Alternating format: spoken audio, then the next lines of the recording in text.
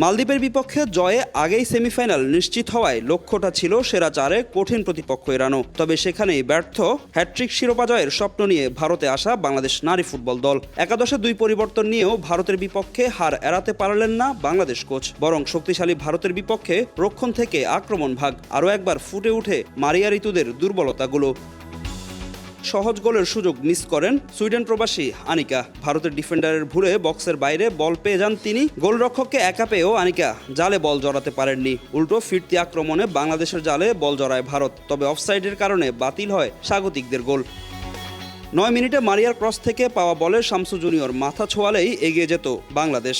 37 মিনিটে ডেডলক ভাঙে ভারত, তাও লাল সবুজ মেয়েদের ডিফেন্সের ভুলে। বল ক্লিয়ার করতে গিয়ে প্রতিপক্ষকে দিয়ে দেন কোহাতি কিসুকু। সেখান থেকে কোনো ভুল করেননি পিয়ারি শাসা। 1-0-তে এগিয়ে যায় স্বাগতিকরা।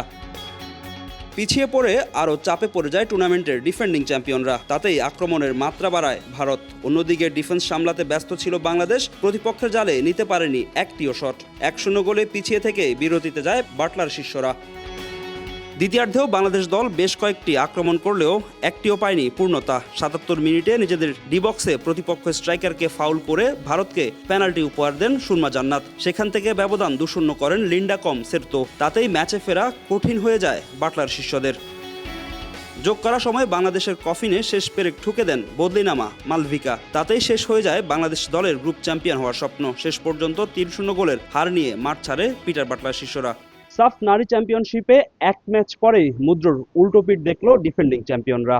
ভারতের বিপক্ষে ভারতের মাঠে প্রথম জয়ের যে অপেক্ষা ছিল বাংলাদেশ নারী ফুটবল দলের, সে অপেক্ষা আরও বাড়ল। মালদ্বীপকে হারিয়ে সেমিফাইনাল নিশ্চিত করায় বাংলাদেশের প্রতিপক্ষ এখন নেপাল।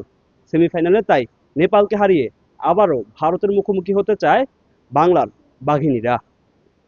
পণ্ডিত জওহরলাল নেহরু স্টেডিয়াম থেকে ফাহিম ইসলাম, সময় সংবাদ, গোয়া, ভারত।